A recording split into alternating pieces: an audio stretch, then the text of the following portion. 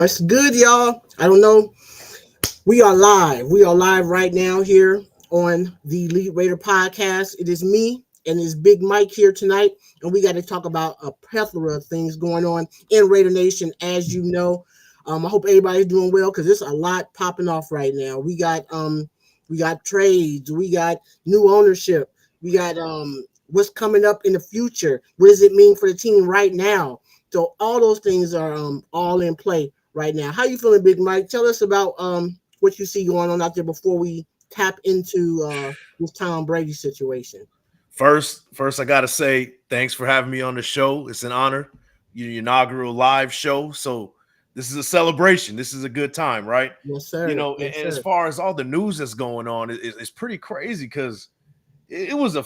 I didn't have any plans on doing any kind of show today, and we got the ownership, kind of a change a little bit. Devontae gets traded. It was a crazy day today. So we're Yes, sir. definitely gonna get into it, but yeah, I'm excited. I'm excited for this one. Let's get it. Absolutely, man. We got to start with I want to start real quick though, for those like who really don't know me or have an inclination of who I am. You know, I'm elite with the Heat. That name was given to me by Graf and Hammer. You know, I used to call in. Y'all know me from calling in to Hammer, and they like what I had to say. They love my takes, and I'm just like a Raider fan, just like you, passionate, love it. Been around for about 28 years. I want to say I've been a Raider fan for about 28 years. Just to give you a real quick origin story to who I am. Um, I'm a born and raised Oakland, California girl. Um, been playing competitive sports since I was 10. All right. I came out of the womb playing sports. It's in my DNA. It's who I am. And so had a love for football, introduced to it, of course, by my stepfather, big time Raider fan. My mother was a Niner fan. So by 1988, I understood what football was. And so I'm watching both the LA Raiders at the time and I'm watching the San Francisco 49ers. I have to admit it. I learned the game by watching it like that. So I got to see high level football from the Niners, and I got to see that competitive Bo Jackson. Bo Jackson came later, but you understand what I'm saying. I got to see that maturation. So that's my origin story. And really, my first Raider game was in 1995. Man, All right, 1995. My first game I ever saw. I actually saw it in Texas because I was playing. I was playing competitive softball with my travel squad, okay, and my okay. my head coach, who was a former NFL player named Dario Benedetti. He played for the Packers. He played for Vince Lombardi in the '60s. Wow, okay. So he took me to my first game, and I saw the Raiders and everything. But in 1996, I got my first NFL game. 1997, and my boyfriend then, now husband, took me to that game. Wow. It was a Monday night game. Okay. Kansas City Chiefs, Monday night, pouring rain in Oakland, pouring rain, Oh wow. right? And we weren't season ticket holders yet. He got from the scalpers, but he got some Yeah, great seats that night, and I got to see us lose to Andre Rison, I catching remember the that. rain. Yeah, that catch in the rain. It was the back of the end That's zone, right? man, Yeah, bro. I But remember. I, I remember. you remember that? Yeah, I definitely remember it. Oh, And you got a good history with the Raiders, and you're yes, definitely qualified to talk the game. right, Let's just be honest with it. You've been on everybody's channel. You've been on my channel. You were bringing the heat, like you said, and the right, name Elite fits perfectly, not just with your takes, right. but professional basketball, Yes, an athlete, everything that absolutely. you've done. So you've approached it at an elite level, I and appreciate that. you're definitely going to approach this with the same elite type of mentality and intensity. So I'm excited. Let's get Absolutely, into it. man. So let's get into it. I want to shout out everybody that's already in the building. I see Raider Nomad is in the building. My man Big Bad. In bad. Paul. Paul Edgerton from the across the pond Yes, sir. over there from England. What's good? He up late Oh, night. That means so much to me. Man, Huey P. Big Huey is in the house. Sacktown Raider Mike is in the building. I mean, man, just for y'all just showing up. That means so much to me. Y'all just don't know, man. And but let's get into this Let's talk. share it out. Share it out. Yeah, Hey, share it, like it, Yeah. subscribe to it. Get your what my man say, tell a friend, tell a friend, tell a friend. That's right. Right. Shout out to Wasted. Shout out to Wasted. Shout out to Graf. Yep. Shout out to Hammer. You know, these are the guys and Big Mike who just embraced me straight up. And that means a lot, man. Like it's big. So we got to get into this Tom Brady talk, right? All right. Be careful while you're riding out there, Big Ben. You said you're driving and listening. So be careful how we entertain you on your ride to your destination, right? So Tom Brady. Just get into the talk real quick. So, because that's the biggest news right now outside of that other thing we're going to get into. But this is the conversation right here at the moment. Tom Brady has been approved by the NFL owners, right, to get a 10% stake in the Raiders. Mm-hmm. Now, that's big. And Seymour got 0.5%. Yeah. All right. So, hey, I know some people not going to like that Tom Brady, New England situation, whatever the case may be, man. But look here. Mm-hmm. He said Wasted was angry tonight. But yeah. When is he not angry? Come on, let's right. just keep it real, man. Let's just keep it real. So look, it's like this. He's going to have some say so about the direction of this football team. People think because he got a small minority stake that he doesn't have any. He's not going to have any input. Mark Davis did not bring that man here to look good and be a figurehead face for the Raiders. He don't need that. This team is worth $7.8 billion. With a B. Okay? With a B. Straight up. $7.8 billion this team is worth now.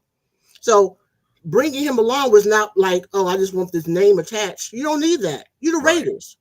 We are the Raiders. You don't need a fancy celebrity type player. No, this is not like when Usher got a piece of the Cleveland Cavaliers or Jay-Z got 0.0% in Brooklyn. This is not that.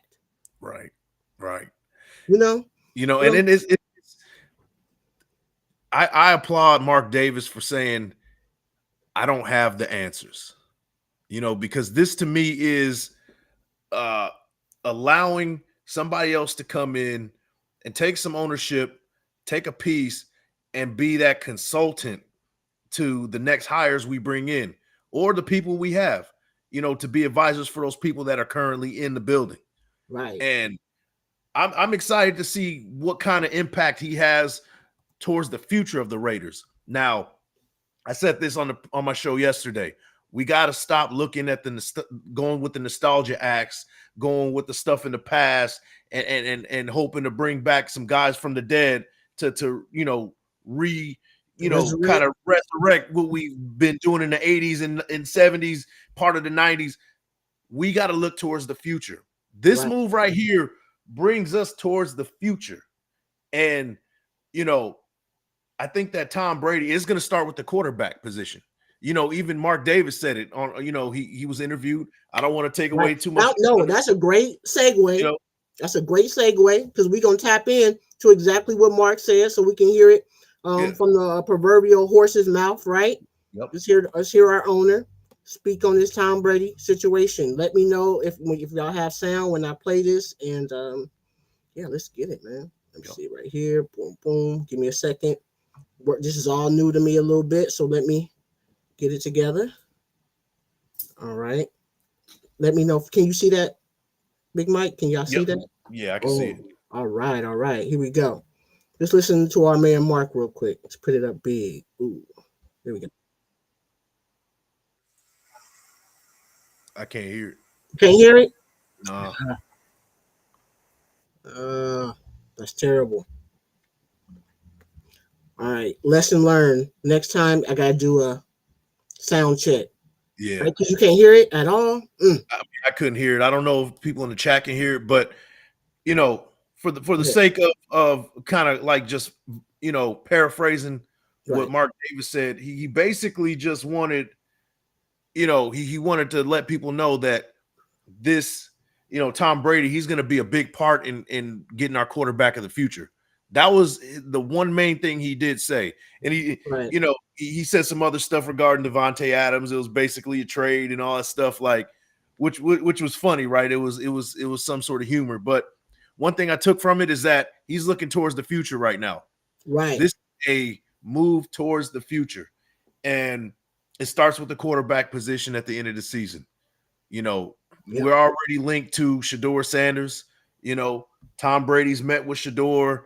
He's met with some, and I'm sure he's going to meet with some other guys. And Richard Seymour is also a football guy as well. So those two together have a big impact on what we do in the future. So I'm excited. I think we're finally looking towards the future and not, trying to, resurrect what we've done in the past. 100%. Raider Nomad says, so basically his net worth with the Raiders is $780 million. That's crazy. Yeah, when they cash out, 10%. 100%. Yeah. When they cash out. But it's like this. Like you said, it's the quarterback situation. He is personally, I'm just saying this, look, Shedeur or not, that man knows what it takes to be an NFL quarterback. Yep. He knows the grit that you got to have. He understands the preparation that you need. Right. So he can identify it. Like you said, he can identify that. And Shedeur, he's personally, I can't overstate that enough. Personally, coaches this young man. Yep. Like him or not.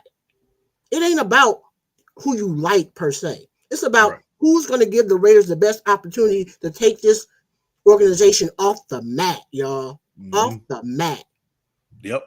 I agree.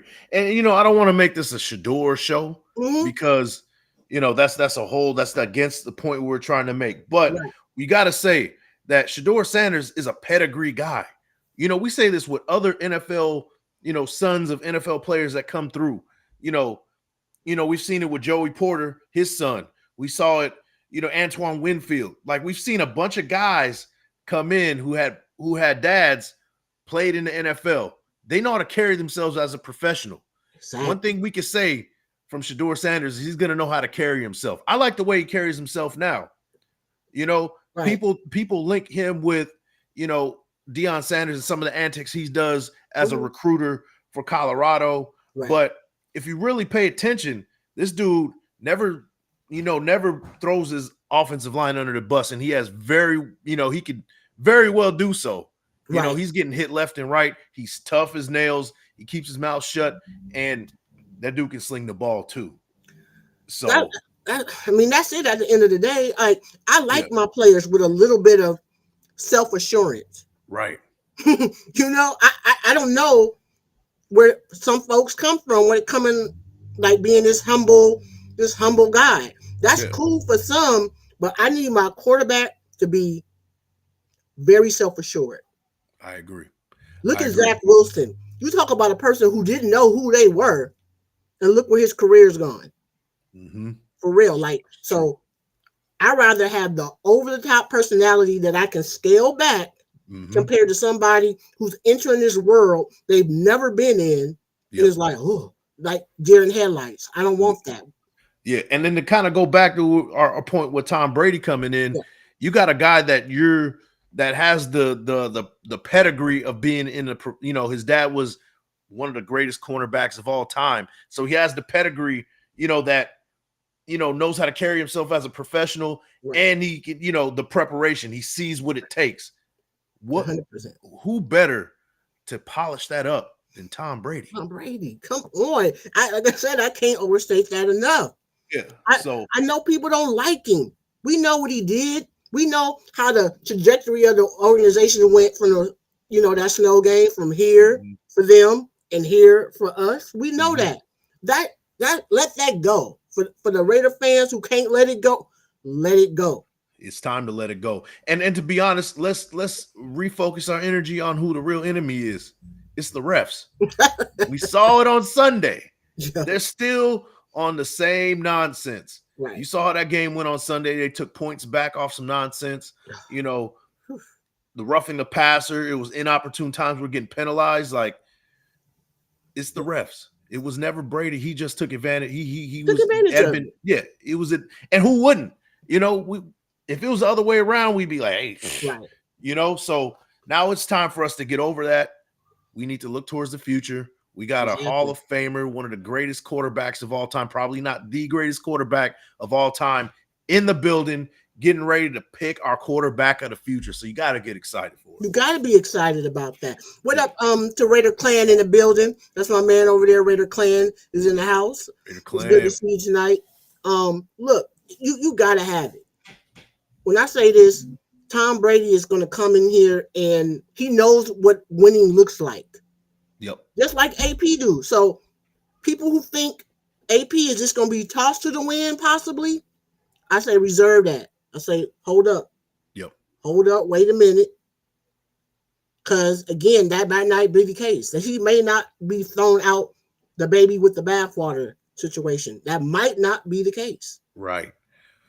And you know what? One thing I gotta say, it goes with me being a cautious, almost superstitious Raider fan, because these last 20 years have been rough.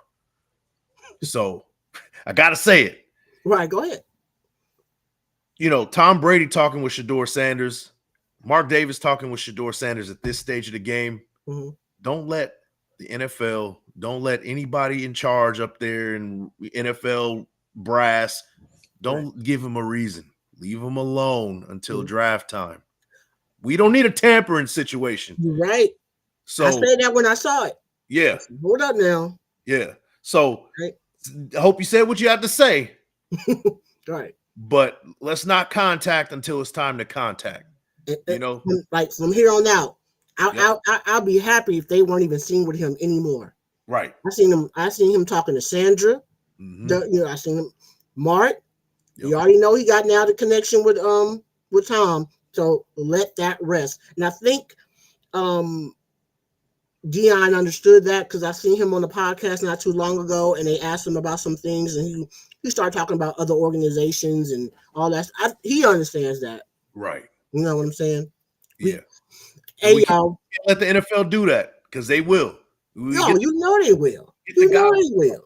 You know what's coming up next? Raiders are being investigated for possible tampering. They could lose up to a blah, blah, blah round pick. Blah, blah. I can see the headline now. Because it's real. But real quick, y'all, I got to make a special announcement real quick. We got another guest tonight.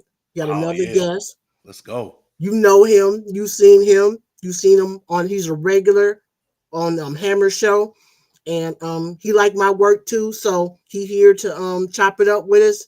Let's bring in Joe. Let's bring in the man Joe in the building. Can we get a mic check? What's happening? Yo, what's going on? Man? Congratulations on the show, man. I'm sorry I'm a little late. I had work to do, but man, I had to come in and support you guys. Thank you. So hey Joe, it's an honor. All y'all, like I said, all y'all been inspiration for me.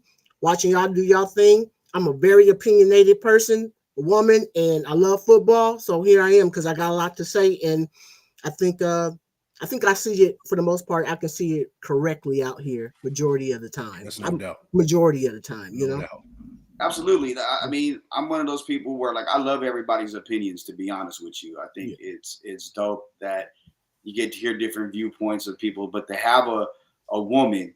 And I'm just be real, a woman of color that is as knowledgeable when it comes to football, and not just whatever. I'm talking about X's and O's, understanding formations, understanding the nuances that come along with it. I was impressed with the first call on the Hammer and Joe show, and every time you call, I get a big smile. I had to follow you because I want to get your opinions. And I thought about you today when all the stuff started happening with the trade and with Tom actually getting the ownership and whatnot. So.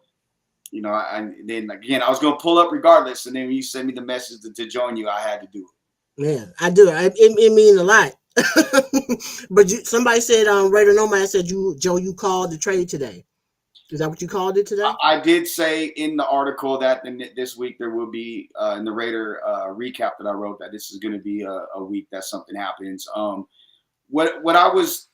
think it would have happened last week, to be honest with you, if they didn't fire Salah. I think that kind of put a week behind. This is just what I think happened. At training camp during, down in Costa Mesa, we were there. I was there for about a week, I like going the last week. I like going when things are kind of coming to an end, so I can kind of get a vibe of who's pissed off at each other, who's prickly, how the installs have gone and whatnot. And Devontae still was on maternity leave, and the baby wasn't born yet. And there was some rumblings amongst people that I trust there that were like, hey, man, like Devontae and AP aren't on the same page. Like that receiver stuff was really kind of bothered AP, especially like, I got to get out of here. It was almost like he felt like he was quitting on the team. But at the same time, like AP's in our generation, and being, my business partners, TQ, they're both from Compton. So I know how Compton dudes are. I mean, TQ's my older brother. So it's like, I'm used to it. And I was, kind of like, I would hope that AP pulled him aside and had a real man-to-man conversation with him. Because as a head coach, that's your job, is to communicate and to make sure things are cool and to delegate and just kind of be CEO. I don't know if that ever happened until the end when Devontae said that he wanted to be traded. And that's something, to me, I think is a culmination of the offense not being what it should be, the lack of stability at the quarterback position, the stuff going on at home, taking 10 days off to be for the birth of your child, and then what was stuff that was said on receiver.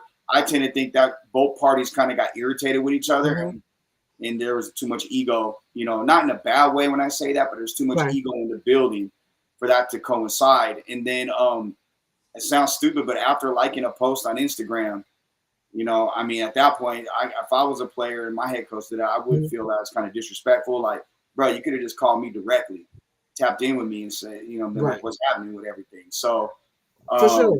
And then the preseason too. I was just about to say that preseason situation where he was like, "Oh, I don't play in the preseason." I'm like, that made me upset because I'm like, you a lie. I know, because I seen you play in the preseason. I saw you play for Josh McDaniels in the preseason, be it a snap or two, but you suited up and lined up.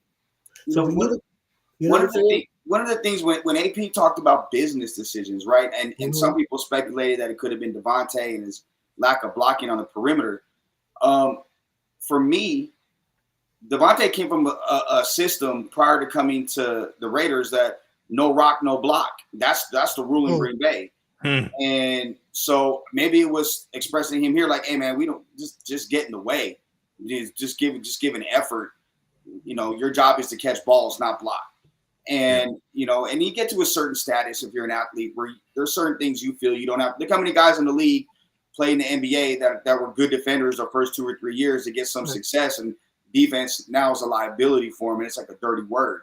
So it got to that point. And the thing that for me, and I'm a big Devontae fan. Well, you go back to Green Bay man, so I absolutely. Am. And I was, but the thing is I've known Devontae since he was at Fresno State when I was doing some radio up there. And if you go back to Devontae's opening press conference, if you look at what was asked, I asked a question towards the end that he gave a very long answer to. It was a 2-part question, and that was his second year in Green Bay. He struggled. He had 1 touchdown. It came the last game of the year, and he led the league in drops. And there was talk of him getting cut. And then I asked about that and the correlation of Coach Williams, Coach Dub, who was his position coach at Fresno State, who's now the Jets wide receiver coach, ironically, what impact he had in his life. And he kind of looked like, okay, you know what you're talking about. And everybody kind of looked back at me like, but that's just me knowing the player and the person. After talking to him privately throughout, the course of this last 2.5 years or so, I had a good relationship with him. And to the point to where I kind of see this was a great breakup for both parties. I'm gonna be honest with you. It is. It is. I agree with that. The Raiders aren't going to aren't going to go anywhere this year, unfortunately. This is the year where it's almost like kick the can, because let's go ahead and stock the picks you need to go get the quarterback, the young receiver, a running back, build on the interior lines, and go from there. And at the same time, like Devontae's 32 now? Like he wants to win. And he's at a point in his career, now your career and your career arc is going to be based off of the wins you have as a player. Did you get to a Super Bowl? How did you perform in a Super Bowl? On the field, he's putting up the stats to get a gold jacket. But what have you done in the postseason?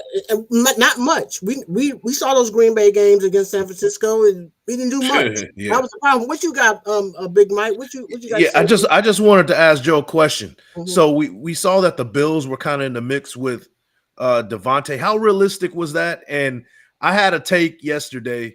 I said that whoever loses the Bills-Jets game is going to get Devontae. Was it really that close, or was it always the Jets from the beginning? I think it was the Jets and the Saints. The Saints didn't have the money, especially when Mark wasn't willing to eat any salary. Mm-hmm. And the Bills, they didn't have a ton of cap space. The reason why Amari Cooper worked out there is because Cleveland reworked the deal to move him down the road. And credit their GM for that. He's done that. Like he puts guys in positions where they can still go play and in positions to be comfortable. He did it with Odell Beckham when he let him go. Like their GM really looks out for players, and that's why a lot of players like him. But I think it was the Jets, and I think again, I thought it would have get done last week. But what this showed me was this was a complete compromise from both teams. The best deal is the one where both teams or both parties walk away feeling like they gave up a little too much and didn't get quite enough. Right. The Raiders walk away feeling like we didn't get the two that we wanted. Right. We didn't get the production, but we got this money, and it could get to a two, provided. And I think it's more likely they get to the AFC Championship game than him being first or second team All-Pro. You think so, Joe? You really think so? You think this team, you think that Jets team, as constructed right now, can go on a run, literally go on a run? I'm saying I know the AFC East is pretty garbage. The AFC East is trash. Absolutely. I think outside of Kansas City and maybe Cincinnati and the Ravens, I think it's wide open. I mean, the Dolphins aren't the same team. No. We'll see what Houston's made of this week with their game against a team that has a really good offense and a really elite quarterback. But the Colts aren't like that. Tennessee's not like that. I think the Chargers and Broncos are just teams right now. I think they fugazi, to be honest. I don't disagree with that. Mm-hmm. So I kind of look at the rest of the AFC, and it's like you have Aaron Rodgers. And if Aaron Rodgers and Devontae Adams link up like they did in Green Bay with even more weapons with Garrett Wilson, Lazard's going to be Lazard. With that running game, I love the running back tandem. If that O-line can hold up for Rodgers and give him some time, that Jets team, and their defense is always good. I mean, their defense has been good for the last few years. So I think if they're able to offensively protect for Rodgers, I think they could go on a run. I mean, look, they could. I seen Greeny today say he thinks they're going to win 7 out of their next 9. Okay, I think that's putting on some goggles. But if they did something like that, I wouldn't be surprised at all. Especially you get a happy Rodgers and a happy Tay, and now you have Garrett Wilson single covered. I mean, yeah, but it's only one football. I'm going to say that, but it is Aaron Rodgers, and Garrett Wilson is a pretty. He know what he want. He has a picture of who he thinks he is. Is he going to have a problem with Tay? Is he going to humble himself and say, okay? Yeah, I would hope so, just because of where he came from. Look at that receiver room he was in at Ohio State. I mean, that room was as loaded as any room I've ever seen, and I've been covering college football since the late 90s, early 2000s. So that's as loaded wide receiver room. That and that LSU room was crazy. Right. So, I mean, I got a problem with it, y'all. I'm sorry. I don't want to see them. I don't want to see it. I want to see him get his numbers. I want to see him make second team All-Pro, get that second round pick. I do not want to see them in the AFC Championship game. I would be lying if I said I did. But I'll point this out. I'm saying this as a Green Bay fan now, right? Aaron Rodgers in the NFC Championship games when it gets cold is not the same quarterback. That's right. He doesn't. And watch this. It's been a very big thing. If you go back to his last few years in Green Bay, he doesn't like throwing inside the hashes. Everything is on the outside. Mm-hmm. So teams were literally forcing him to do, and that's where his interceptions came from. And in the playoffs, he throws to who he's most comfortable with. That last game in Green Bay when they lost, and he had Tay with them, or Tay's last game in Green Bay when they were there, it was the 49er game. He tried to force feed the ball to Tay the entire game. Other guys were running wide open. And Oh, I know. The ball to 17. So I think he'll end up choking in the AFC Championship game. I think that'll be the best case scenario. Get there and lose, and now you're not going to play for a Super Bowl, and then you still get the second round pick. Okay. You know what? I do see a scenario where the Jets, they can make the AFC Championship. The two teams that, besides the Chiefs right now, that are kind of standing out is the Baltimore Ravens and the Houston Texans. Now, the Houston Texans are a young team that could very well blow it once they get there. You know, maybe it's not their time right now. A bad matchup, you know, depending on how seeding goes, a matchup with the Jets could be bad for them. They pull off the upset. Then you got the Ravens, Chiefs, depending on, like I said, the seeding of that. Now you're playing either the Ravens or the Chiefs in the AFC Championship. I can see it. I can see it. And that division's winnable. The Bills look horrible. I watched Josh Allen throw 9 for 30 against the Texans. The Bills aren't they're not good right now. Josh Allen is always going to give you an opportunity to make a play. Absolutely. Just by the nature of how he plays. You know? Right. And here's another thing to keep in mind. The Ravens were in on him. Now, if he would have gone to the Ravens, they're coming out the AFC. Oh, yeah, no doubt. There's no doubt about that. Right. They're coming out the AFC. But for him to go to the Jets, getting to that point, I think it's kind of realistic. Pardon me, but at the same time, I also don't think that it's them going to the Super Bowl isn't likely. So I mean, I would love for them. I would love for them to have success. Just I'm not a guy that I usually side with players with everything, to be honest. Because the minute that there's some type of decline or someone gets hurt, a team can cut them, and a player is kind of stuck. And I'm all for the players, and I'm not for. And I've never said this publicly, but I'll say it on your show. I'm not for players having control of who gets hired and who gets fired. I'm not a fan of that. No, you can't let players just run roughshod. It's just not. It's not a good thing. It's never been. I've been a part of a lot of professional teams. Like I said, I played professional basketball all over the world, and from Russia to Spain. And when the players have too much control, it can get out of hand real quick. Right. Absolutely. I mean, and here's the thing that I talked about it with Hammer a little bit. AP and Max pounded the table for him. Yep. Was that reciprocated? At least in Tay's instance? No. So, I mean, what is that? So, if it wasn't, and if this is just assuming now, what does that say about him? Not they went to bat for you, and you couldn't do the same with them. You couldn't humble yourself enough to make a phone call to a player and be like, "Hey, man, let's talk this out. What's really going on?" I mean, but do we know if that didn't happen, Joe? Though, for real, do we know that? I know. I don't see. I don't. You don't. So a phone call between them never happened. I know from what I was told at a college game 2 weeks ago that there wasn't any correspondence at that time. That they hadn't spoke, other than with being inside HQ or in meetings and whatnot. There wasn't a conversation. Okay, then. Until Devontae came out and said, or AP said, well, I think it was AP that said they had a conversation last Monday that everything is cool. Okay, so that leads me to believe, or like AP is like, look, those sentiments already had to be in that building.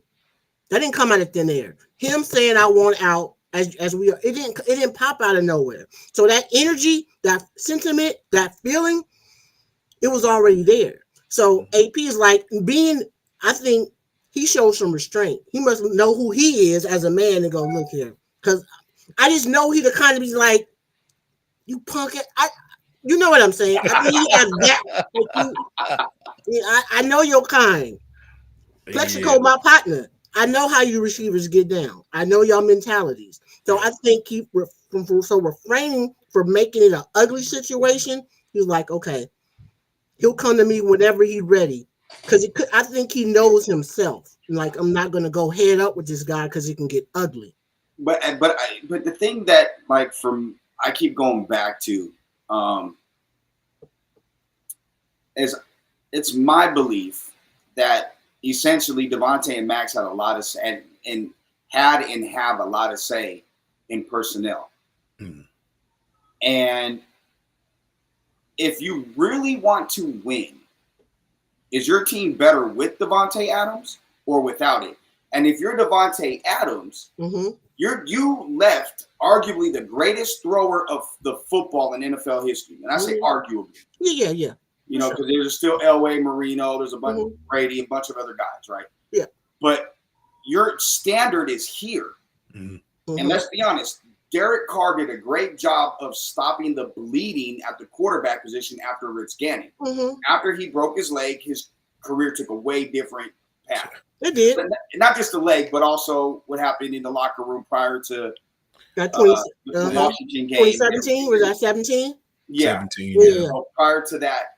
Now, when you have that situation, when you're used to having a guy here, and then you're supposed to come play with your best friend, your partner in crime, and his level isn't here, it's like here, but he's still better than the rest of the guys here. Right. And that year, there was a lot of fugazi stuff that happened in and around that locker room. No doubt about it. No doubt about it. And there's some stuff for me, I lost a lot of respect for Carr with how he handled Paul Gutierrez and went after him for no reason. And then Paul couldn't say anything. Like sitting there and looking at Paul, who is a mentor of mine, and I've known Paul now for years, and I go to him literally for advice when I need it in the scope of what we do for a living. And he's been the longest tenured.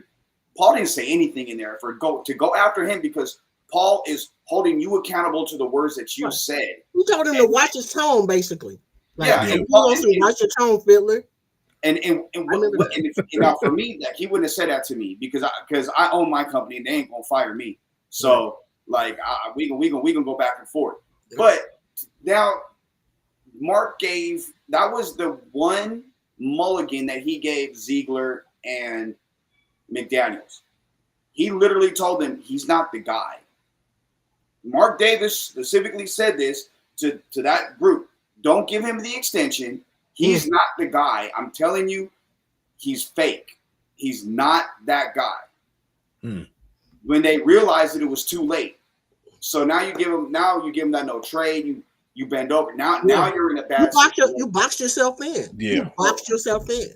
So now Tay's like, my boy's gone, and then you bring in Jimmy G and Brian Hoyer and Gardner Minshew and Aiden O'Connell. Like, I'm sorry. Like, now you go from here to here to here. So if you're him, there's a huge difference here. And I keep going back to this, and you guys know this, you're smart. The Raiders tried to move up for a quarterback. Washington, well, the Bears were not drafting. Let me say this. No, I got to say this too. Nobody was coming out of their spots. I don't understand why people in Raider Nation do not understand. They were not moving out of those spots. Those teams needed quarterbacks badly, as bad as we do. There was no way that the Commanders was going to come out of that spot. New England wasn't moving off of their spot. I think Atlanta ruined our plans, to be honest with you. No one knew Atlanta was going to – look, I've known Jaden Daniels since Jaden was like 10 years old. He played for my brother 7-on-17. I've known Regina at that amount of time. Regina is one of the most phenomenal, supportive women, mothers I've ever met in my life, right? Jay would love to have played for the Raiders. He wouldn't. I mean, he's close to home. It's a state with no tax. But the reality is he had no control. No. And then you have – and you heard the Patriots on Hard Knocks. Yeah. Unless it's some organizational shifting deal, we're standing pat. Right. Okay. So now those three quarterbacks are gone. Right. Minnesota moved up to get then McCarthy, which looking at it now, who cares? He tore his meniscus. He's out for the year. Right. So there's that. So then that left Bo Nix and Michael Penix. I think they legitimately were going to make a run at Penix, but they didn't think Atlanta was going to take him. You just signed a guy for $100 million guaranteed. Right. No one knew that was going to. Well, Atlanta threw it. But so what do you end up with? the best offensive playmaker in the draft. Yeah. and it's showing it. It's proving 100%. it. It's proving it. He might be all pro this year. It's crazy. I got nothing but love for Brock. I'm going to ask you guys this, and I brought up the hammer yesterday, right? Mm-hmm. Nowadays, quarterbacks in particular, there's not enough patience being practiced by organizations with them. Facts. I think I did bring it up to you, Elite. I did bring it up to you. But let's just say the Raiders are picking 7. Mm-hmm. And Shador's expected to go top 2 or 3. Mm-hmm. And Urs, whatever how you say his name is, he's okay. Cam Ward, I mean, I think it's going to come down to measurements with Cam Ward, whether or not he's over 6 feet or not. Yeah. But you see Sam Darnold and what he's doing with the weapons around him in Minnesota. Yep. Why not get him? And then at 7, if you can get the running back to build around, now you have 2 day 2 picks. You can maybe move up and get a Ricky White from UNLV, who's one of the top receivers in this draft, and then get another lineman to solidify your offensive line. Okay. Now, to me, I think that's a more realistic draft plan. You get a quarterback that's 27 years old this year. Now he's about to hit that prime. That's having success. You get a running back to alleviate the pressure of having to throw, and put him in that group. You could keep Madison, which I think would be a great compliment to like a Genty. You get Ricky to go along with Jacoby, to go along with Tucker, to go along with Bowers and Mayer, provided he comes back and everything's cool with him, and DJ Turner. And then you get another lineman, maybe a guard, and you can slide JPJ to center. There's more natural position. Now, to me, that gives you a better nucleus than what is currently on the roster right now, in my opinion. Okay. I'm going to let you take that, and then I'll go, Mike. Go ahead. What you got about that move? Because he was saying that earlier. He on the Sam Darnold train. I'm pretty like that, Joe. And just as an example, I mean, I don't know who else is out there, but I just know he's okay. There's some bridge guys out there that can get the job done. Yeah, it's been proven. I thought that Gardner Minshew could be that guy. On paper, I thought our defense was, it looked like we're going to be one of the elite defenses coming out this season. I have faith in Gardner Minshew to run this offense and kind of play mistake-free ball. Turns out that that's not the case. But you look at what Sam Darnold's doing, I could see if Sam Darnold is available, you get him for 1 year. But there's a lot of pressure, from Mark Davis. And if you know anything about Mark Davis, he's going to do what the fans want. That's just what it is. So I think this year, more than ever, you're going to see him move up to get a quarterback. I think this is imminent at this point. Like, I think that regardless of where they're at, we could see him very well 7. I could see 7, to be honest with you. Like you said, picking at 7, I could see that. But I could see him moving up 3 or 4 spots to get Shedeur Sanders or whoever it may be at the quarterback position because of the pressure to locate the quarterback. I like your plan. I think Ashton Genty is generational.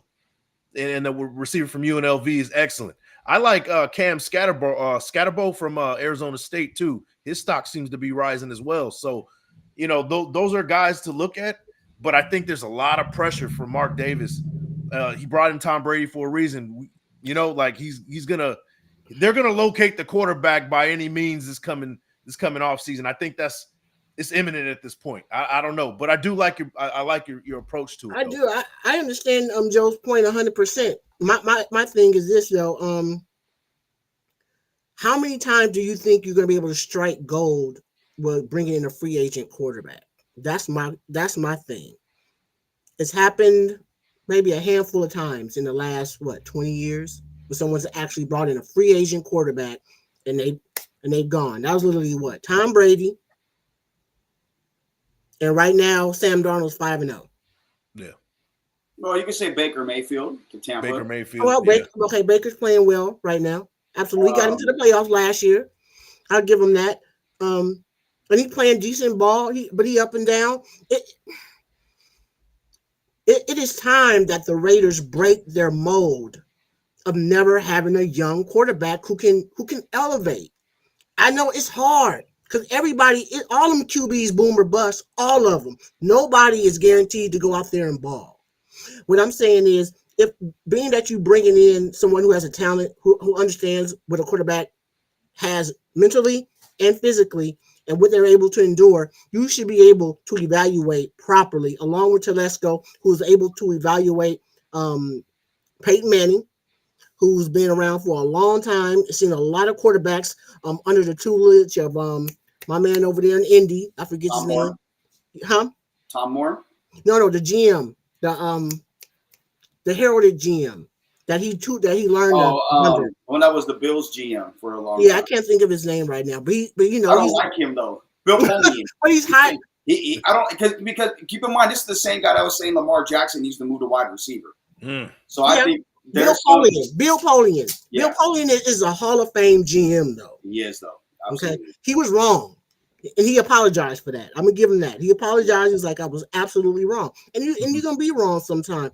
But it comes a time where you have to just say, look, the Raiders' last pick for a quarterback was Jamarcus. Everybody still got Jamarcus Russell, a PSTD, whatever, post traumatic stress disorder about that. No, it is time. You got to roll the dice in this draft, possibly, unless you think you're going to be that bad that you can go out and go, oh, we can be in the Archie Manning sweepstakes. That ain't happening. You know what I'm saying? Like Nico I from Tennessee is probably the guy in 26, but right. So I don't know. Okay, but that's my sentiment is being you can't continue. The Raiders have to break that mold and find their guy. And I think this is the draft to do it, whether it be Cam, the youngster, Jason Dart. I mean, I got to continue to look. I'm not big on Milroe. I do not think he's a natural passer of the football. I've watched him for 2 seasons. No, he's not a natural. I agree. I'm a big believer. Look, and I believe you got to have a bridge guy to have a guy sit for a year. I'm with you on that. I don't disagree with that. Yeah. I mean, I don't see. Like, there's not too many guys that come in and have success, and then when they don't have success, after a year and a half, they're quick to throw them like they're trash. Like Bryce Young was not trash at Alabama with weapons around him. He's trash in Carolina because the organization is a shit show. Yeah. And he's trash in Carolina because there wasn't weapons around him. Yeah. And there's a confidence issue now. He's a perfect change of scenery guy. You go somewhere, get a change of scenery. And I mean, I don't like Justin Fields. I don't think he's a good quarterback. I don't either.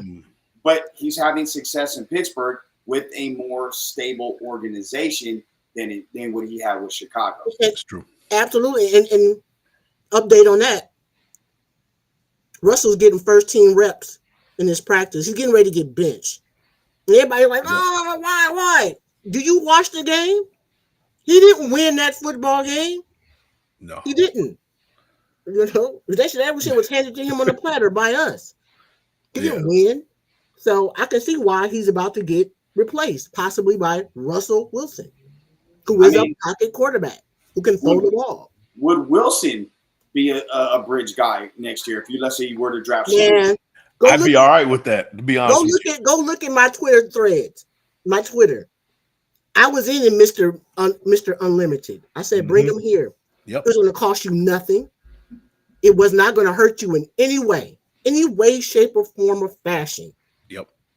Bring that man in here. I know people don't like his prissy persona, and all that. And he got a Hollywood wife. But give me a break. The man, he knows how to win football games. He understands. To be honest with you, like who do we like? Because like we look at Russell Wilson and then we have an excuse to not like him. We look at Shedeur Sanders. We have a reason to not like him. There's a lot of people that got reasons to not like somebody. Like, I just think the quarterback position, the fans can't make a decision on that because every time they bring up a quarterback, like, oh no, because Jamarcus Russell. You know what I mean? Like, that has nothing to do with today. So that kind of goes in one ear out the other, to be honest with you. For sure. I can share this now. In 2021, when all the Russell Wilson trying to get traded came out, I got a call from a buddy who was with the front office at the time with Seattle. Oh, he's still there now. And he was like, hey, Russ wants out. And TQ was my witness. We were in his living room, and I happen to have the phone on speaker. I'm like, wait, what? He goes, yeah, Sierra wants to go to Vegas, Chicago, New Orleans, Atlanta, Miami. Yo, I said the entertainment side. She wants to have she will have a residency. Yes. Residency show. And people did not understand it and did not. It'll never. I'm like, okay, the same way. If you go back a few months ago, I said that Matthew Stafford is going to be on the trading block. The Rams are a team that Stafford and Snead are not getting along. The time he missed this year was a quiet holdout. He wants to get paid like Jordan Love or Lawrence or Tua. He feels he's earned that. He has a Super Bowl. He's thrown for all the amount of yards. He's led the Rams and been a good soldier. And they paid him a little bit more. They guaranteed him some more money, but he wants out. And that's why I said it would have, if the stuff with Devontae, and I jokingly tweeted it out last night with Aaron Rodgers, like, I wonder what Vegas weather is good right now. I wonder if they would, and it was a picture of him kind of looking like this last night, and then the picture of him and Tay. Right. But if I would like to think, or I like to have thought, the Raiders would have broached the Rams and had that conversation and said, Tay, we're bringing Stafford in. Do you want to stay? Because I think that changes the dynamic then. So you think he was actually possibly available? Matthew Stafford was available. I know he you is. Know? Okay, so will he be available in this offseason? Right? I believe so. He wants to do. Now, if we talking about a bridge, I'll take that bridge. Yeah. I'll take that bridge. 100%. No doubt. Go get your quarterback of the future. Go get your quarterback of the future. You got your OG who's literally won a Super Bowl, who knows how to play, who knows how to operate and run a team. Right? Yep. And I would do that all day, every day. I do that in the New York second, as they say, in the offseason. But in today's game is such almost like a pressure to get that quarterback plug and play. He's ready to go. Right. A lot of these quarterbacks aren't ready to go. Let's just be honest. Like, if we do get a quarterback, it probably be it would behoove us to get a bridge so he can sit back and see how, what it takes to kind of be a professional for at least 1 or 2 years. You saw, we saw Aaron Rodgers. He did that year. They did that with him and Brett Favre years ago. Jordan Love benefited from that. Like, we need to kind of be patient with these quarterbacks because a lot of these organizations aren't. And Michael Penix is going to benefit from that once Kirk Cousins is on his way out. Yeah, but Penix will be like 28 when that happens. So he'll be 35 by the time that happens. His kids are having kids when that happens. Right? Yeah, that's true. That's true. Adam says, "How long do we have to wait for Stanford? 2 seasons max 2 seasons. If he come in at a bridge, I see him. If you're going to bring him in as a bridge quarterback, it's 2 seasons max, maybe 3, depending, because he a little brittle. He's a little on the brittle side, but I do that 2 seasons, yeah. And if something go bad, you got your youngster ready to go. Nobody's done it better when it comes to grooming a quarterback than the Green Bay Packers. Literally they have like 3 quarterbacks in 20-something years, about 20 30. Years, 30. Yeah. New England did it the right way, even though they had time. They went out and drafted Jimmy. They got Jacoby Brissett. They had Matt Castle. All these people, and they flipped those picks because they're like, we got our guys, and they end up flipping all of them. Mm-hmm. I think I got a question. Is Stafford available now? Yeah, the Rams, and I think Pro Football Talk actually this week put something out on it. Florio did, where he said if they lose this week, expect his name to come up with teams, especially contenders, regarding trade. So, again, this is something I heard this. I was August 9th, 8th, whatever it was, when I was out at camp for that week. And it was and I got it from an agent. I didn't get it from anybody with the Raiders. I didn't get it from anybody. I got it from an agent who I know, that I was on my way back from Costa Mesa to where I was staying at in the Inland Empire. And I'm killing time. I'm going to talk to somebody. So I'm on the phone with him, and he was breaking. I was like, oh. And then when I got to practice the next day, pulled some people aside, had conversations, and they're like, well, that happened. We would definitely be interested. you know. So I think they know. And here's the thing, like, I'll go back to the 2020? No, 2020 draft. Okay. Green Bay had Love as a top tier player, but Green Bay was trying to trade up for Justin Jefferson. They called the Raiders, who had the 19th pick at the time, I believe, and when they drafted Damon Arnett. Okay. And they offered a third and a swap of ones to move up from 20, I think it was 28 to 19. Gruden declined it because he thought Arnett was going to be special. God damn. Gruden declined it. And otherwise, that would have been, I mean, you probably get AJ Terrell or somebody else at that point. You can take Arnett later. But then Green Bay ended up taking Jordan Love. They traded up, made the trade up a couple spots from 28, 26 to 24 and take Love. So, I mean, that just goes to show, like, how dysfunctional it was. And that's why, like, people don't understand why I give them so much grace, because I go back to, and I've known Reggie McKenzie since Reggie was the West Coast scout for the Packers. Okay. Like, true story on my son's grave. We were me, him, and another. He's still the West Coast guy for Green Bay, Sam Steele, or Seals. We were at Morton Steakhouse in downtown LA, and this was 05, 06. It was the year Reggie Bush came out. Okay. We were having dinner, and Reggie was having dinner there with his parents and some guy. And I'm like, I covered SC at the time, so I went to the bathroom, and Reggie walks in and is like, "Hey, what the hell are you doing here?" I'm like, having dinner with Green Bay. What are you doing here? My parents, they have some dinner set with this guy. He's talking about, next steps. I'm like, so you're leaving? It's like, that's the plan. We'll see what happens with the Heisman if I get that. So, all right, bet. I go, wait, aren't you supposed to be hosting the kid from Florida that's out here? Oh, yeah, we got him, man. Yeah, it's in the bag. I got him with such and such. All right, wash your hands. Hey, man, good luck. See you Saturday. All right, boom. And I go one way. He goes the other.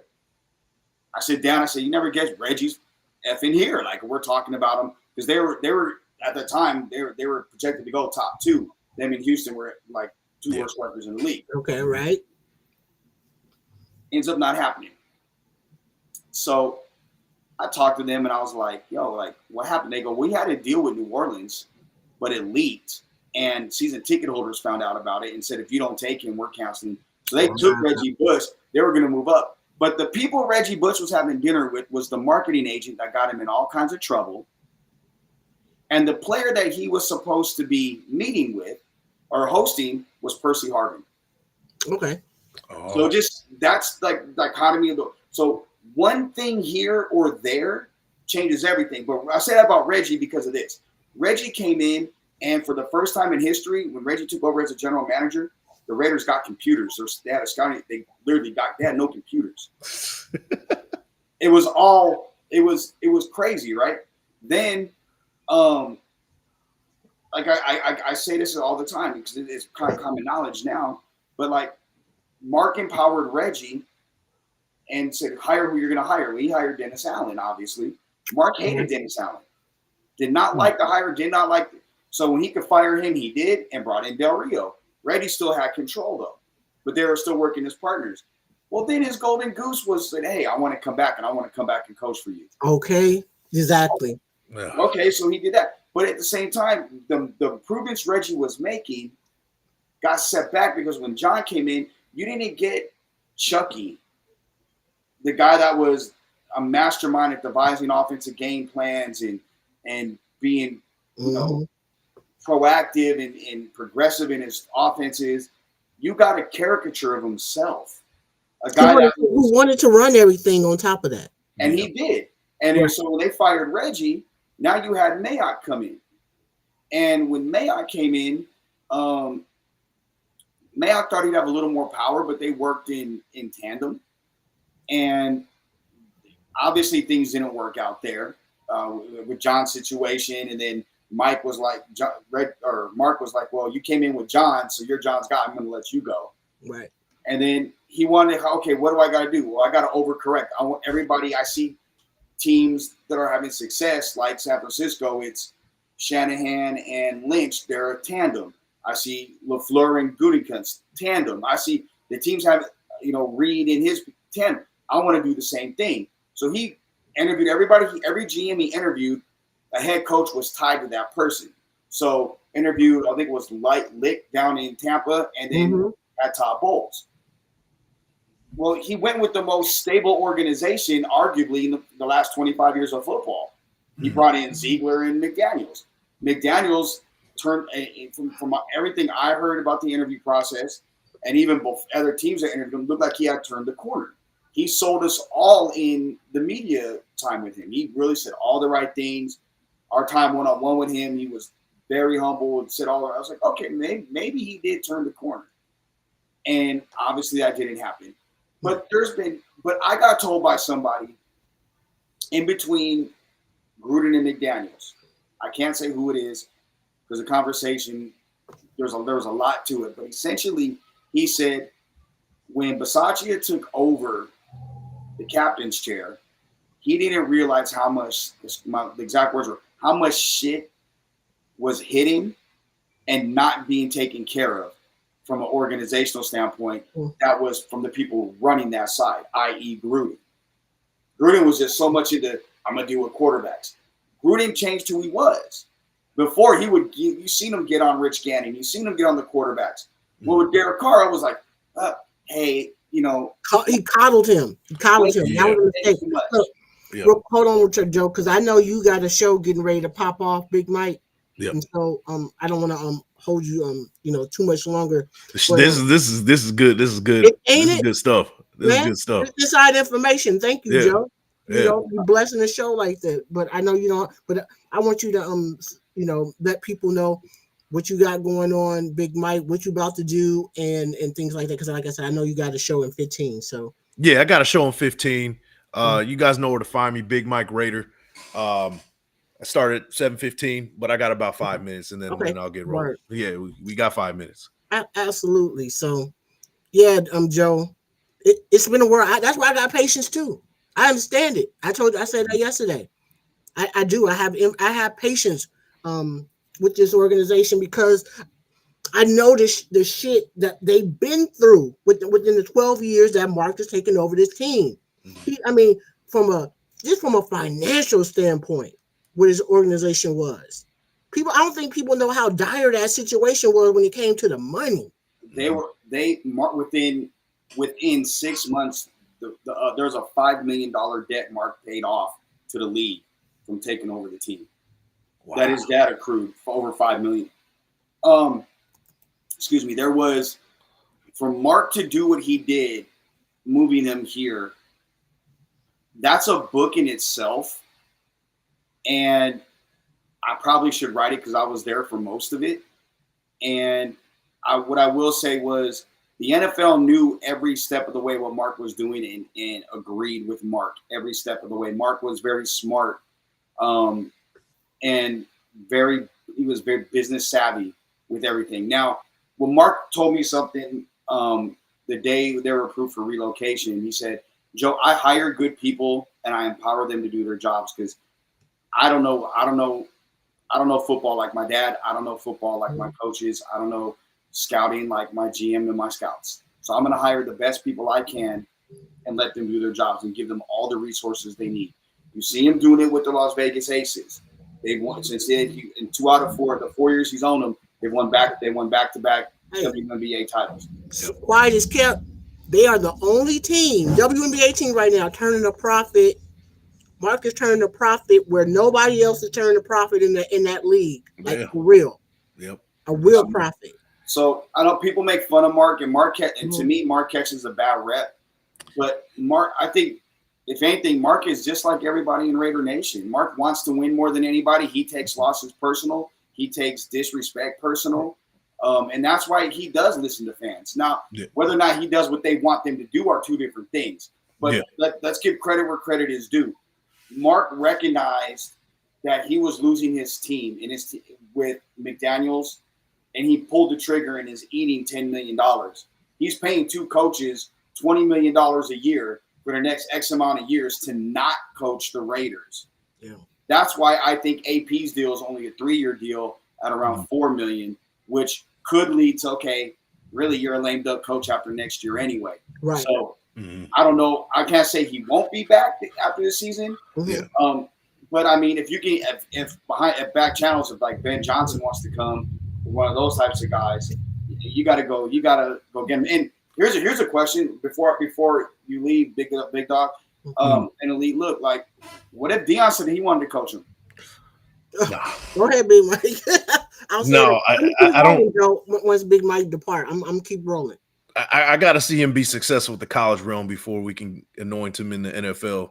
I think he's doing great in Colorado right now. He's building a program, but I don't know. He should. I don't think he should. I would want him in a building, but I wouldn't want him doing too much. I don't think head coach, especially if we get Shedeur Sanders. If we get Shedeur Sanders, I would like to see him in the building, but I don't want him to be the head. You wouldn't. Nope. I don't want to see him at all. He's coach. It's daddy ball with his son from high school through college. That is true. What your son can do without you. It's time to cut the umbilical cord for sure. Yes. That's fair. I got a question for you though, and you kind of addressed it, but I kind of want you to like amplify this just a little bit. This is for the people who say Mark Davis needs to go. He needs to sell the team. He's the reason why, even I looked at it like there's been a lot of he's the common denominator the last like 12 years. Like we look at him like, hey, we're not winning still. You're making all these moves. What's going on? Can you amplify Mark Davis and give us the reason why he's still the guy and kind of tie that in with Tom Brady being named partial owner? Can you give your take on that one? Yeah, like I think with Mark in general, from a business standpoint, he's brought them from the 31st to the 5th richest team, most valuable team in the entire NFL.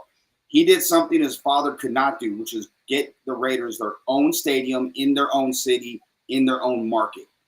His dad couldn't do that. Mark was able to mend fences with the entire NFL. He's on good terms on countless committees and is the chair of a couple of the committees. Those are things that go a long way in the business of the NFL. Right. Mark wants to win, but I think Mark at times is like fans. He thinks with his heart way too much. He doesn't think with his brain. And I think that's where that is. I have nothing but respect for Mark, to be honest. He wants to win so bad. Okay, well, what do we got to do? Okay, we're gonna go get the best defensive lineman. Oh, that's available this year. What are we gonna do? We're gonna trade for Devontae Adams, which I think set them back, because I think the Raiders with McDaniel and Ziegler had a plan to build out the first year. Then year 2 or year 3 really go. But when you bring Devontae in, now the urgency is to win now. And I think that changed the plan. Yeah. It did. And what has he done? I mean, really, Henry Ruggs was his pick, if I'm being honest. Henry Ruggs was the last player on the entire team, maybe in the NFL, that I would think would drive drunk based off his past. Yeah, that's what I heard his history. Yeah. And the type of person Henry is. He made an egregious mistake. And there's a lot to it behind the scenes that I happen to know based off of seeing text messages and talking to people involved, that it could have been avoided. For not just Henry saying I'm not going to drive, but it could have been avoided if certain things took place. But Mark empowers his players. Name another owner that empowers the players more than Mark Davis. It's true. Mark is given the key. Okay, my coach I got this coach. He needs to be the one in charge. I'm going to let you do it. Well, that didn't work out. Okay, I'm hiring this GM. You run it. Well, that didn't work out. What I like about the fact with the Telesco hire is there's a proven track record of drafting and rewarding players that produce with contracts. People can say what they want about what happened. He wasn't good at hiring a coach. But that could have come from Spanos, not Telesco. So I think Mark overall, like this isn't a quick fix. This isn't what you see with other teams, because there's been so much that's just been compounded in just so much shit that's underneath the surface. That Mark is getting rid of right now. You got to strip all that away. That takes time to strip that away. Yeah. To strip away the mentality. Even when you bring in new players. Sometimes that old mentality can creep into these new players. That should take a minute. You know, sometimes I don't think our fan base sometimes realize that when you are enamored with negative press, I mean enamored with it. As soon as you step through the door, they're like, they're not gonna make a difference. They're the Raiders. That can take over a player's mentality very quick. Is for it's positive and it's upbeat and as much as they love it. To me, that's why I love Max so much, because Max right now is the absolute quintessential player that needs to lead this team right now, because he like, I'm with it. I understand it. He understands what it can mean to turn this team around. He wants that stuff so bad. I know it hurts him when they lose. You can see it. He what I will say is, and I'll say this quite definitively: Max Crosby is not getting traded. Thank you. All the little content creators out there that want, Max, can you shut up? Yeah. Like that's not happening. He's locked in. Now, what I will say, and I played with the idea in my mind, Colton Miller, maybe. Yeah. He can go. Because for one, he has no more guaranteed money left on his contract. He's playing with no guarantees this year. All right. He's coming off an injury. It's going to take him a year to recover. He is not himself. We can clearly see that. He's within the 6 or 7 season. This is the time to pull that trigger. So I'm going to tell you right now, Thayer Mumford is a natural left tackle. Yep. Watch him on film. Watch him play at the left side. He does it effortlessly. Yep. He ain't thinking. When he on the right, he thinking too much. Mm-hmm. Some things come more natural to players, regardless of, you might have the ability to do something, like you have the ability to play right, but what do you do best? He's a left tackle. And I think he can be a very good left tackle. I really do. I agree. So, if you move Mumford to left and you got Glaze at right, now you got JPJ, Parham, and just upgrade that center position. Now we talking. Or upgrade the guard position, move JPJ to center. That too. Either way. And either way, we talking about something. Yeah. Yeah, definitely. But Mike, I know you're getting ready to roll out. Yeah. I'm glad to be on the first show. I'm excited. Please, everybody that's here, do not come to my show. Stay right here. Show some love to Elite. Don't come over here until it's over. Then come your way over to my show after. It's only going to be real quick, about 30, 45 minutes. So after this show, come see me on Big Mike Raider. Joe, it's been a pleasure, man. You too, brother. Great show, man. Take care. You too. Talk to you soon, bro. Yeah. I'll see you tomorrow, Big Mike. All right. Yeah, I'll catch you. How do you get out of here? I don't know. It's all new to me, literally. I have no idea. Let me see. All right. Oh, there it goes. There's the button. All right. Okay. Peace. I'll catch you. All right, Joe. All right, you got me for like 5 minutes. I got to get on him around 7:30. Okay, no problem. All right, y'all. Big thing is, so you said Colton Miller. Any other candidates you think could be that you would be looking to move who have any type of value? Because to me, them are the only people who have like serious value, which is Max, Colton, and previously Tay. I would have said Carlson, but Green Bay signed McManus today, so I thought that could have been a move. Oh, the kicker. The kicker? Yeah, they signed McManus this evening. I write Green Bay stuff for Athlon, and I had an article about him visiting. Then I got a text they just signed him. And I had to just add it in that they signed him or whatever. I think Merrick, to be honest, with Taylor coming into play, you can go with some young guys on the back end. I think Merrick has some value as a playmaker after what he did last year. He's showing this year. I mean, I think we seen it yesterday. Was it you? I think it was you that said it, or Hammer that said he led the team in tackles on I think Sunday. It was Hammer, but it was one of his better games. He actually played downhill. He played fast. He made plays. I mean, I'm not big on Trayvon Merrick. Me personally, I think he plays a little too safe for my liking as a back there as a free safety. I'm used to seeing Charles Woodson. I'm used to seeing Rod Woodson. I'm used to seeing Ed Reed. People who can really go left to right and be a playmaker. I don't know. I think he plays too safe. I think he's like, I don't want to mess up. I think for him, he's more of a cover 3, cover 4 safety than anything. You let him get out there and balls in the air, play center field, and go get it. Okay. And then I think maybe Hobbs. I think a slot corner in today's NFL, certain teams are gonna look at that and say, hey, like we could use a guy like that in today's NFL. I cannot let Nate. No, I can't let Nate go because I know a team that wants him and they want him bad, and it's the San Francisco 49ers. No, well, they got to try to sign my boy Diamanor. I've known Diamanor since he was at Salesian High School. My boy was his coach. Him and Keyshawn Dixie. I've known Keyshawn that long. So for me, like those, like I think it is 3/4 of their secondary. They're gonna have to re-sign up in the with the 49ers if they want to keep them. So yeah, I know the Niners. I heard the Niners made a call during last season for Nate. They did, and that got shot down. Yeah. But I mean, other than that, but like here's the thing: the Raiders now have over $100 million in cap space going into next year. 105 million to be exact. Real quick, hold that thought 1 second. Shout out to Hammer. Hammer's in the building.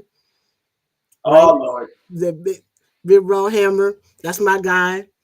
If it wasn't for the Hammer me talking, man, I wouldn't be doing this right now. So shout out to Hammer, man, because like I said, all you fellas made so I can get up the courage to do this. And I tell you this, man, because I did radio. I did radio for 11 years. That's my background. I'm with you. I've never been on camera and did it, but I can talk because I can go. I used to do a 4-hour show, so I can go. You know what I'm saying? So, but this podcast and talking is all new to me. So, again, shout out to Hammer for showing up, for you pulling up, Joe. It means a lot. But I really do think if they can make the trade at the trade deadline, I'm moving Colton. I love Colton, man. And you got teams that are looking for. I mean, hey, look no further than the Jets. I hate to say it again, but look at the Jets. They're gonna need somebody.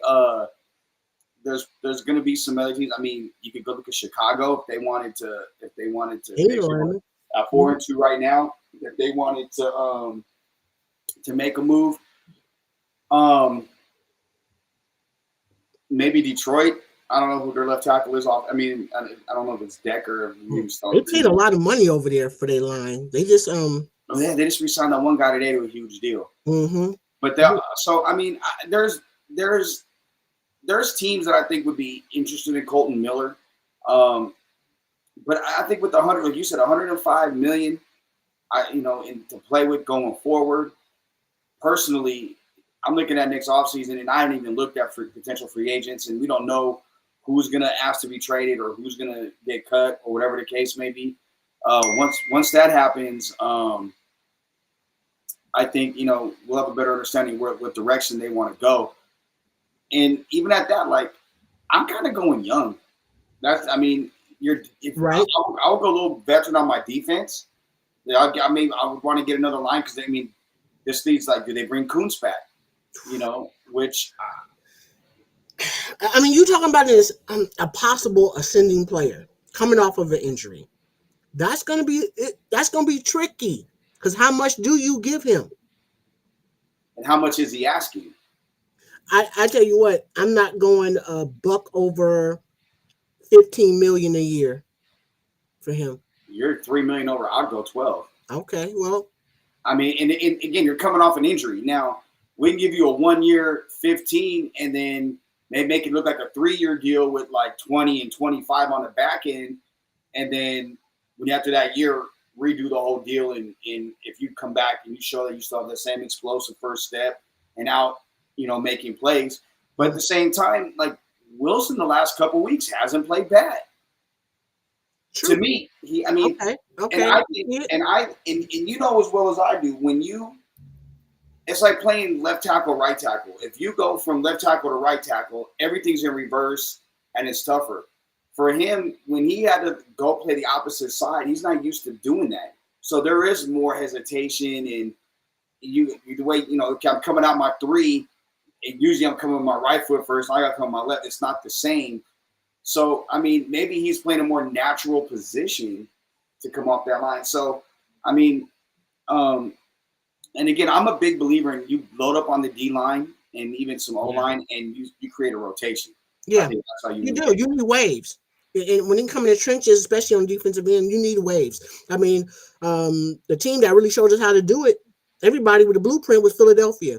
Philadelphia laid the blueprint down of the waves that you need in today's football to be competitive because, offense are playing. They got that spread offense, and, you got to have people who can rush the quarterback and continuously do it. And so, I know, Joe, you're not going to be here much longer, too, because I know you're getting ready to, you got to get ready. They're kidding me like, hey, we're ready. And I'm like, I know, I hear you, but I appreciate it. Hey, Hammer, salute, homie. I hope, I wish you were in the text messages that we have some of the times because it's, we have a good time here. It's funny.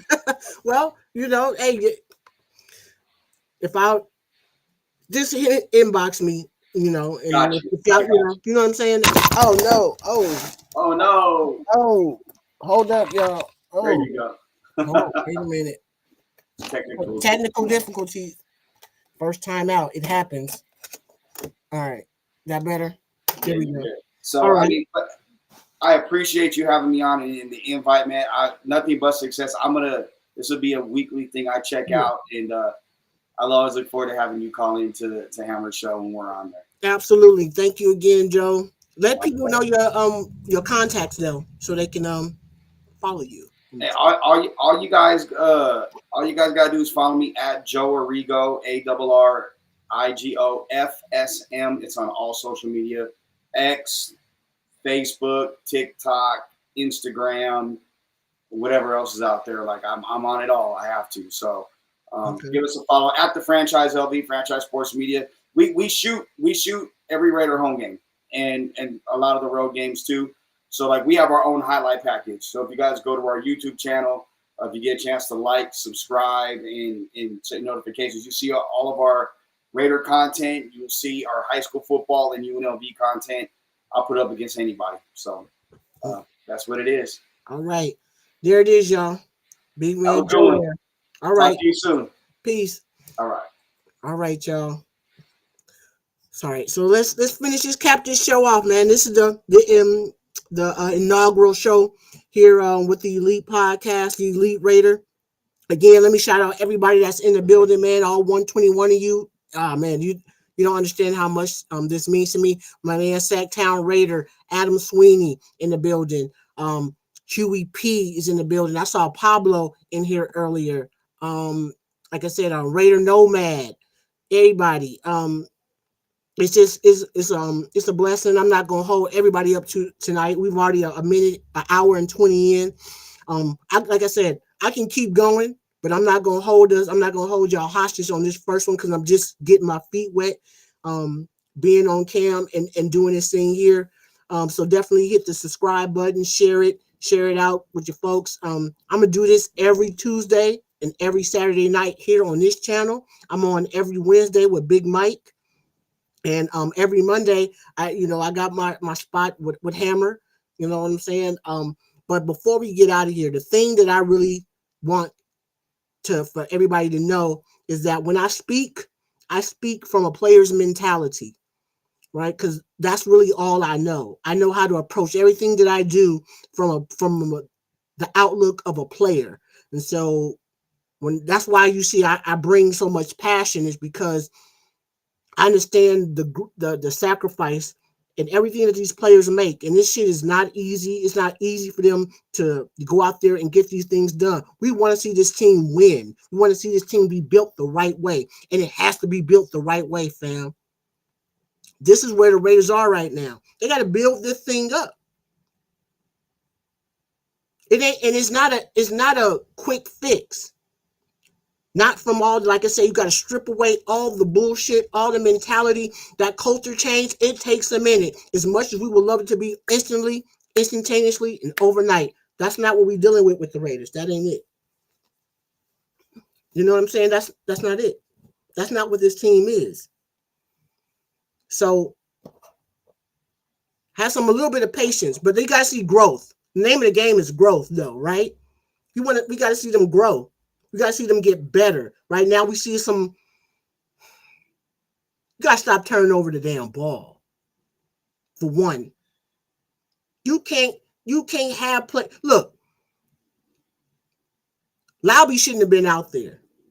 I know we got a lot of Laube fans in the nation. He ain't ready. He should not have been on the field. He shouldn't have been on the field. I don't think he's strong enough right now either. He got to work his body up. The last 2 times he's touched the ball, he's giving it up. Right? He's not strong enough. You got to build up you got to build it up. He's coming from basically one AA, whatever division he's from. He's not accustomed to the hits. He can't absorb the hits right now. And that's the case. Because every time the 2 times he had it, what happened?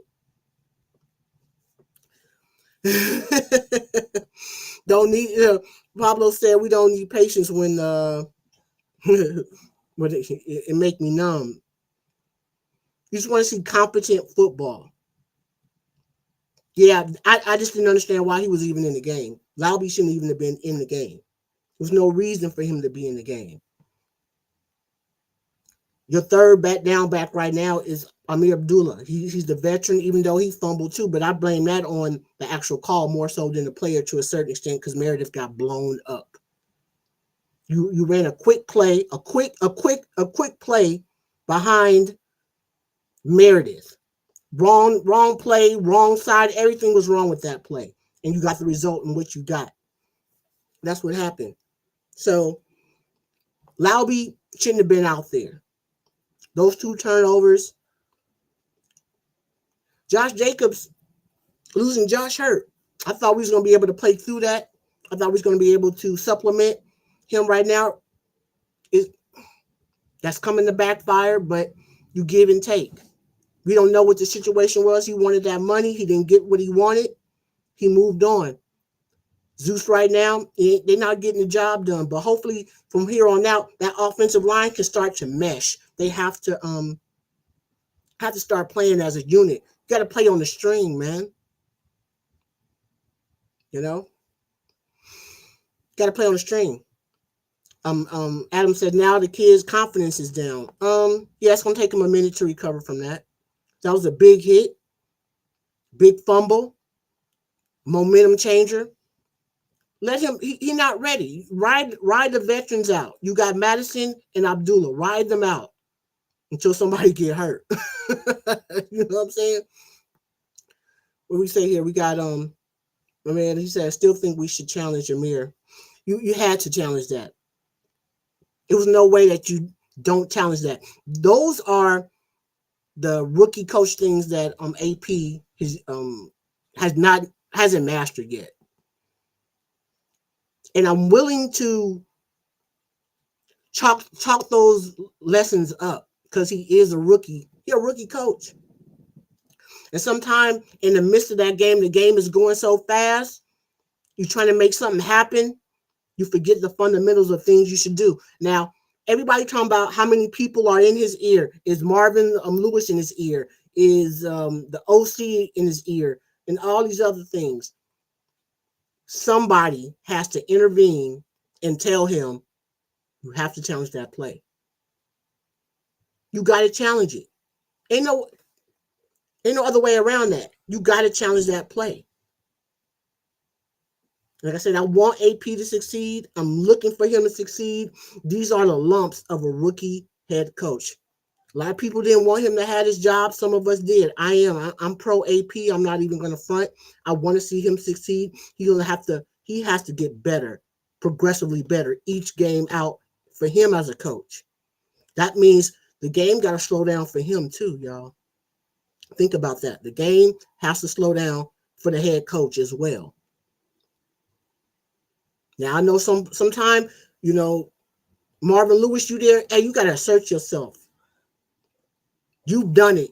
You've been a coach for over 25 years. You were a head coach for 15. Sometimes it might come a time where you have to assert yourself and say, look, Antonio, you can't do that. This is what we gotta do right here, right now. That's your man's. If that's your man's, protect his back.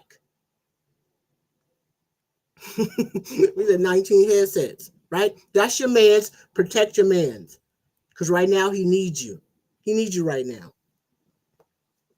Because everybody's a lot of arrows being slung at him. So you got to get better out here. Another thing, word up, what up, Sack? And here's the other thing. You implemented a new system when it comes to the blocking. Craig came over here from San Francisco because of that zone blocking. They don't get enough reps. They don't get enough reps in camp. Now, I don't know how they're going to overcome that. I don't know if that comes with you coming together in the off season and working together, but you can clearly see that that offensive line was not getting enough reps. It was hodgepodge from to begin with. No Colton Miller. These are the things that are happening, and this is why you don't have no continuity. If you don't have no continuity, you don't have no flow. If you don't have no flow, you have no rhythm. And if you have no rhythm, there's no confidence out there. And this is what we're seeing right now. This is why all this shit is unfolding the way it is. And it all goes back. So I'm saying it is a process and it is a step. And I know people don't like some folks don't like Tom Telesco. I'm gonna speak on this with Tom Telesco. For the first time, this organization has a GM who's been there and done that, regardless of how he got fired.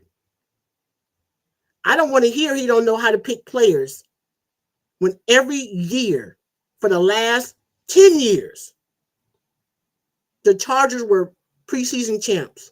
I don't want to hear it, man. Don't tell me this man don't know how to pick players, because he do.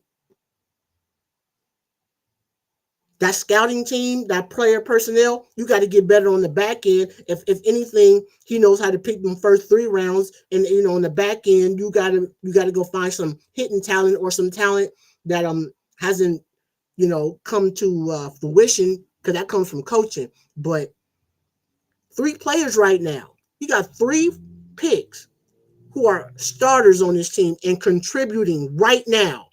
3. That's a home run hit for your draft. Sorry that people don't like him. That's a hit. JPJ, Brock Bowers, and DJ Glaze, your first 3 rounds, hitters. They out there contributing. That's what you want. 4 through 7, you hope they can contribute and that they come along and they're coached up. But let this team build. It's gonna be rocky, man. It's gonna be a roller coaster. But I did like this. Before I get out of here, I'll tell you something that I did like, what I did see.